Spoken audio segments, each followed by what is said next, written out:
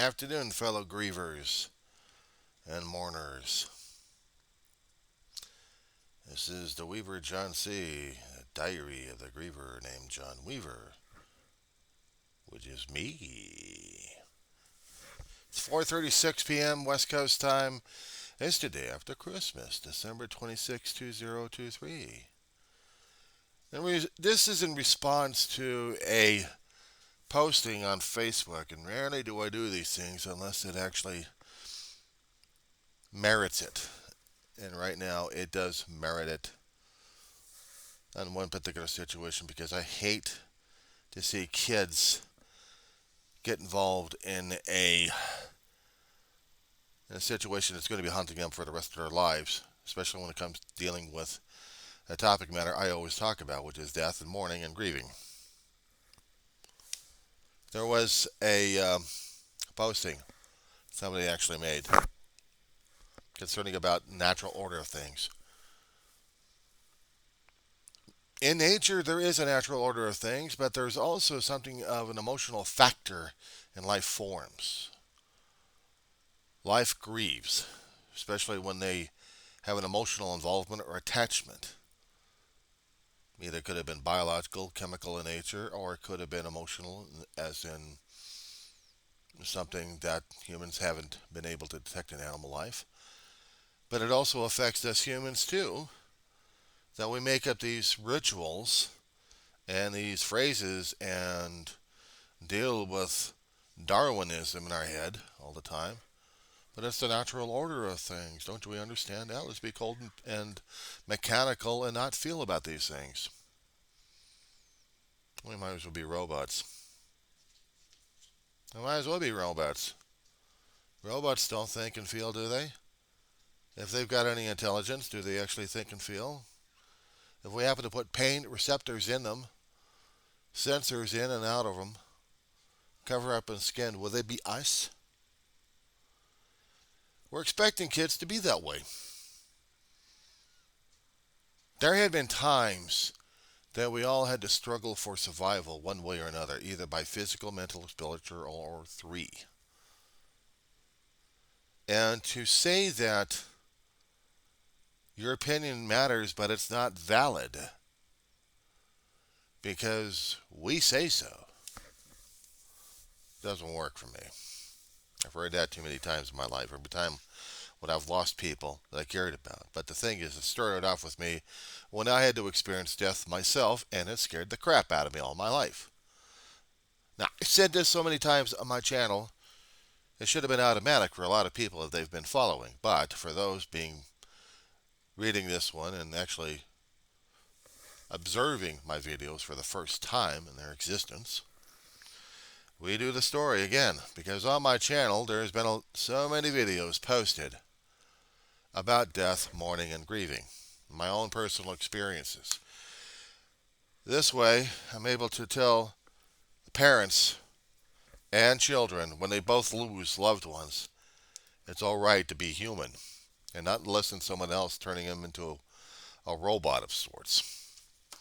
Believe me, I've had so many people in my youth do that to me as well, including my mother, who still had mourned the loss of her father a long time ago, but, live in different times, live in different values, that struggle of survival was necessary. But when you made emotional attachments to people, it's like, well, shake it off, get over it, because you got to get through life. Why is it that animals have a better handle on grieving and mourning than we do? Elephants mourn their loss. Orcas don't mate. When you lose a mate for life, you lost them. But we humans can pick up like crazy. We think we're more intelligent than even aquatic animals who've mourned. So we're going to tell the kids, it's all right to feel this way because it's the natural order of things, but your emotions are not valid. I'll tell you one thing, that's screwed up. Especially when I've got ministers of grace. And some of them actually did become family friends. Could not tell me in my youth Did they ever have any life experience concerning about death itself? And I'm not talking about losing people in their own lives. I'm talking about losing their own life to death when it wasn't even their own fault and come back to life and then try to figure things out emotionally and spiritually afterwards. Yeah, I experienced death 3 times on an operating table while they were trying to fix my heart. 3 mitral valves leaking. One patched, one sewed, the other one left alone because I kept going upstairs and downstairs. Upstairs, and I wanted to stay upstairs for the first time, and somebody kept saying, "It's not your time. Go back." And very insistent on the third time, too. Had I known that I had a future, that I had a purpose, that I had something, maybe, I didn't care. I was going back home to the realm and stay there. But I had people down here who had made an emotional investment in my life. And I didn't know how to handle that one. Not for a long time. And it took me nearly a lifetime to figure out how much I cared about my family, my departed. Every time I keep doing these videos, that is always shown behind me on my left shoulder on the cabinet. Those pictures have been there for years. My mother, my big brother, 8 years difference. And then little old me on that bottom picture. And then the top picture was the last Christmas my mother had. She was 75. Yes, she lived a long life. But she also knew that she couldn't deal with death and grieving. She couldn't even explain it to us. We couldn't even talk about it with each other. Every time we lost family members and friends, we mourned, but then we moved on. That was expected. That was always expected. Never cry in front of anybody. And if it was in front of people, left and right, we made it something where we couldn't do that. If we felt sad about it, we felt sad about it, but we couldn't cry all that much. We kept it inside. We kept that feeling inside. Well, think of it as a water filling up in a lake that's already been dammed already. The water had a natural way of going through things. But then you curtailed those emotions. You curtailed those forces of nature there. Until how much can the dam actually withstand without cracking? Of course, you can look at Hoover Dam. That's an engineering marvel, right? I'm wondering how long does that thing have to last before it cracks under pressure? Well, built properly, then it could be lasting for decades until the overflow is too much for it on the other side and it spills over. Or maybe if there's a good geologic event in the area that would shake that thing down to its foundations. God forbid there should be lack of water in the inside because even Hoover Dam was generating electricity. But without those emotions, the electricity doesn't run. The towns and people that affects never get what they can out of Hoover Dam. Therefore, it becomes null and void. Are we getting an idea here? We have emotions. We have feelings. We have thoughts. And if we are so overloaded with them, we can barely function as it is.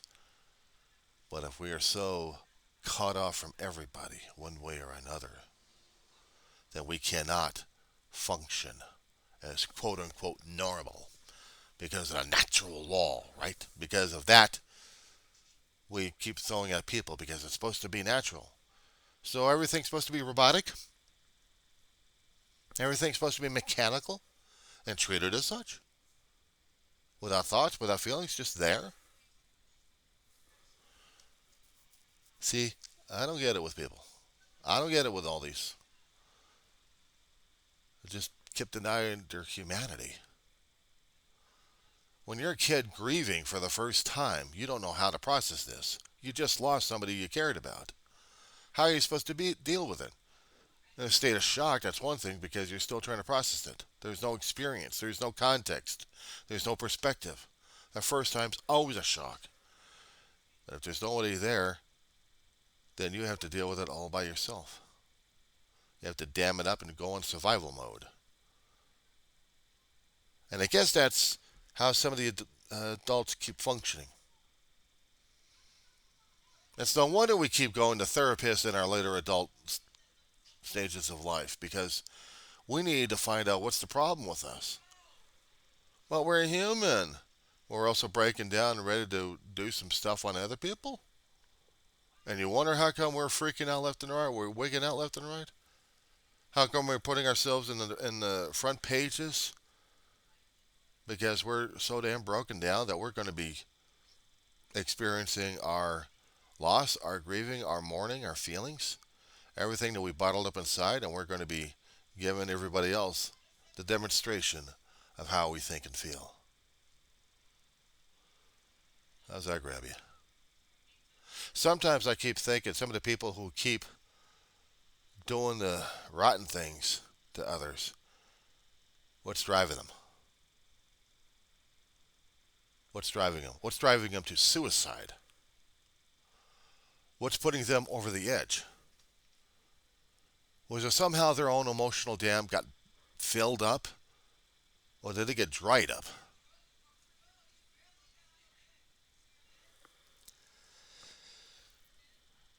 In my own experience, you just can't tell the kids to get over it. They look to people that they trust to guide them through this. But if they don't know how to go through it, maybe the ones who are being asked should also look for guidance on how to deal with it. I know professional people can do it by book, but they also have to have the experiences of my own judgment and my own experience to help others navigate through this feeling, this sea of uncertainty. No one did it for my family. My mother died slowly. Her emotions got the best of her and she died. She was happy to go. She left two sons, me and my big brother. Because we were so demonstrating that we can take care of ourselves, she felt comfortable enough to go. I didn't want to lose her. And at the time, this was 10 years ago, and I'm 57, so that must have made me 47 back then. I lived with my mother all my life.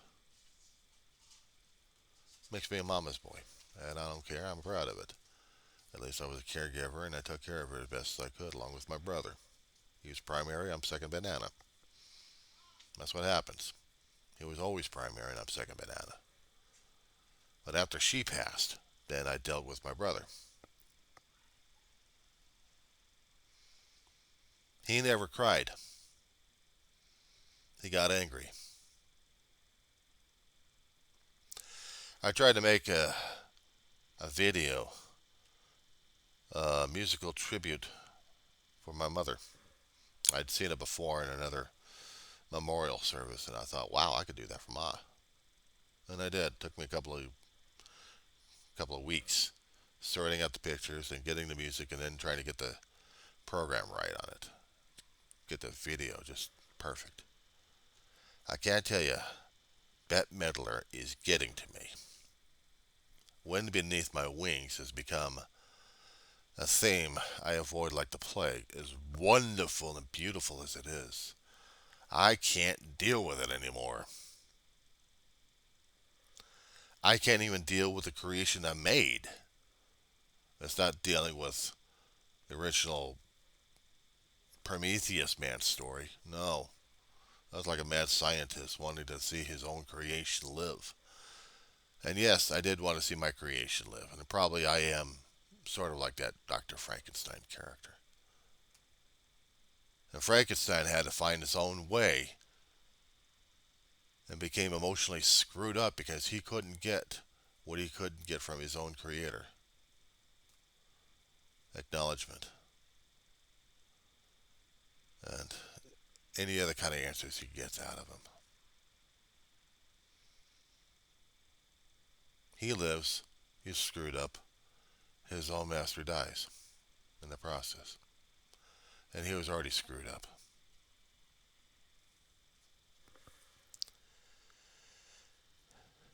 feeling that your emotions are no longer valid. Well, that is something I can't deal with. And I won't. My brother saw my creation. I know he wanted to cry and he didn't. He was told not to a long time ago. Big boys don't cry. Big boys don't cry over stuff like this. We hold it in. He held in his grief when he pursued somebody else who thought he could take it away from him, just so he could be okay with it. It screwed him over one way or another.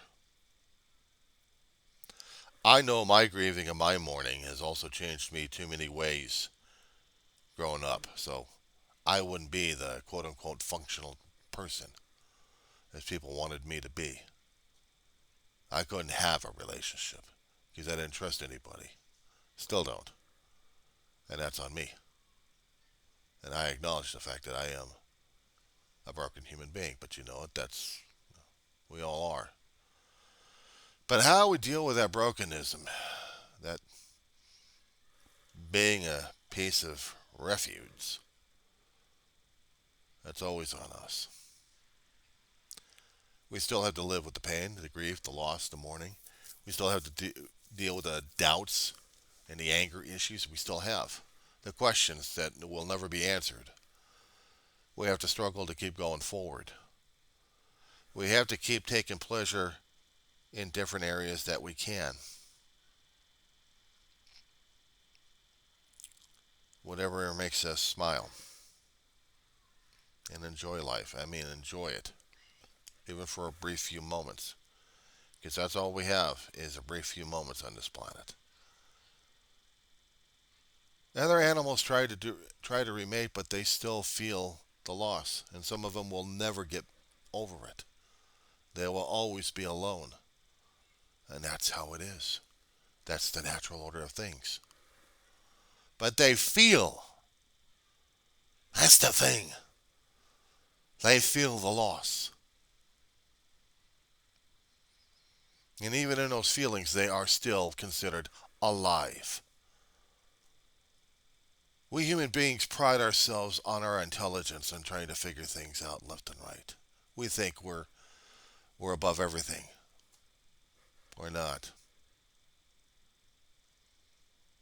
We deal with our legends, we deal with our beliefs and our theories concerning about powers greater than ourselves until we've actually been to that plane and then came back. And then how were you supposed to be during that time? As an adult, how many people have written books about it trying to make profit of it, I think, but trying to explain it to themselves what death was all about? For me, it was a scary situation. A 4-year-old doesn't have perspective over death. However, we had the religious doctrine. If we had the religious doctrine trained into us, I mean, really, really into us, then maybe we would have looked at it a little bit better, saying, "Oh, but I experienced bliss, and I love it, and I want to go back to it." You know what? I experienced it, and it scared the living crap out of me. I didn't know how to live life, and I didn't know how to deal with death, even losing people. It hurt like hell.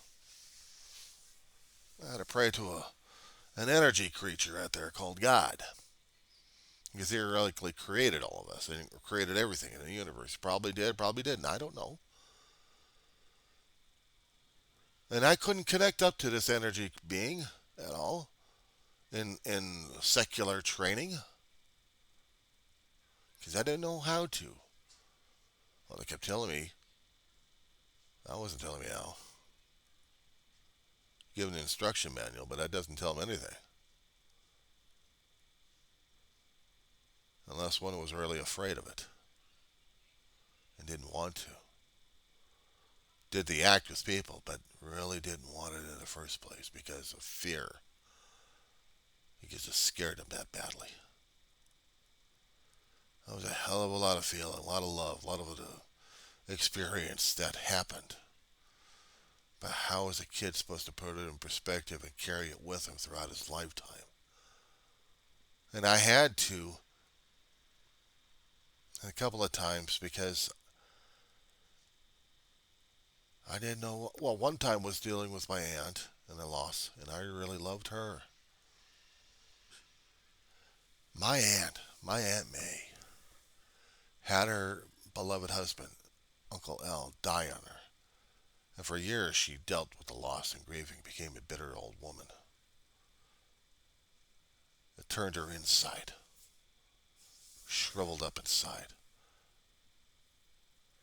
She lived with my grandmother for a short time together until we brought him into our own home.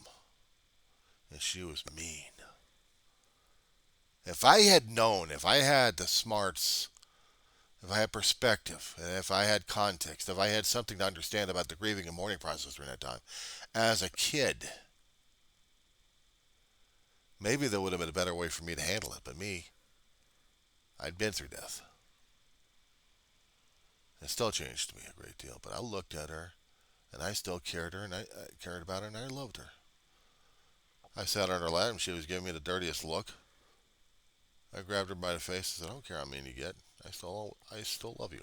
I will always love you." And I meant every word of it. I think my mother and my brother at the time, or maybe my mother did, watched Aunt May's expression change from someone who had been touched by death, had been touched by life somehow, and was encouraged to even live on a few more years. It got to me to a point where she had a heart attack, not on that specific day, but a little after that. That if I was going to reach this God figure, I was going to pray for something. I was going to pray for my aunt to live. So I go across the street. There was a community church across our home at one time. There he is, about a 10 or 11-year-old, didn't know anything about God except what the church kept telling him, but I was going to reach this guy anyway because I wanted my aunt saved. Okay, fine, I'll give my soul to Jesus if it's going to help her, but I want my aunt saved. There comes my dog. You know, even dogs grieve. They grieve and they mourn and they cry. So here I am sitting in the church pews with a lay minister trying to tell me if I want to if I'm going to bring my life to Jesus. All I wanted to do was save my aunt. I didn't care what it took. So I said, sure, why not? I could have been selling my soul to the devil at that point and didn't even realize it. But no, thank God. And I did. Not sell my soul to the devil, but I prayed to this Jesus character. I felt the same energy signature. I felt the same energy wave. I felt that power, that love, that source. And then I felt it was all right. She was going to be fine, at least for the time being. One moment, I have to take care of an animal that needs my attention. Energy, love, feelings of the universe, I would call it. Who would think?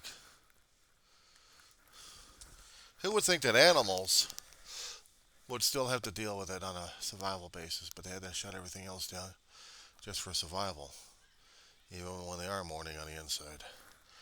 My dog does it. She's been around me for about 15, 17 years, maybe longer than that. She had seen my brother and she had seen my mother and lived around them until they gone, and she mourns. I catch her crying from every so often. They know how to feel, and they still deal with it. They don't forget. Kids don't forget. If you told them to bury the feelings, they'll try to bury the feelings. But how are they supposed to learn how to live with life if they can't deal with death and mourning and grieving? It's second nature to us all in life. You just can't treat it blindly. You have to acknowledge, even in this life, when you've already made that emotional involvement with others, how much it affects a person and how much it affects people around them. Not just the one who lost a family member or friend. It's everybody else who's lost as well.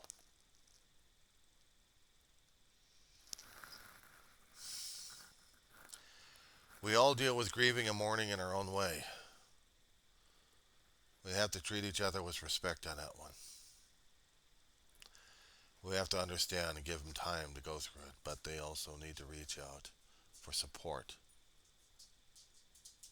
And there must be others who've been through this, can stick their hand out and say, "Yup, I know how you feel."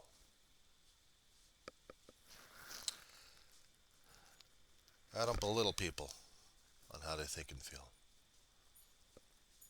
I do take offense when it comes down for people saying, "Well, you should, you should, you should." Why? Because you say so? Because you think you know better? Do I know any better? I'm saying from experience. I'm saying from my own experience, how I observed other people. But then again, should I also be involved? If a person's asking for help on this one, they're asking for assistance in something that they have no concept of. They need to understand. They need to be given perspective. And they need to be taught if they're willing to listen, if they're willing to open up. I know about the spiritual. I know what it's like to lose people and deal and carry with that throughout a lifetime. Ain't easy. Especially when you get the ones closest to you that breaks your dam a great deal. My dam's been busted a long time ago. Kept together with crazy glue and cement patches and duct tape, and it still leaks like hell.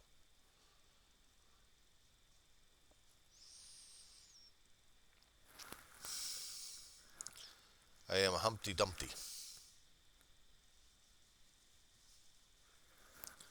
I've had too many falls. There's not enough duct tape to keep this old bird, this old egg, going. Of course, it does take a bird to lay an egg, doesn't it? Or an animal or a creature. Biologically stating it. This is my message. My message to all those who grieve and mourn. I'm only sharing my own experiences, strength, and hope, if there is any. But there is. There is. I deal with survival, but I also am aware. There are times when roller coasters will hit you. And emotions are so... It's like being on a roller coaster that just doesn't stop half the time.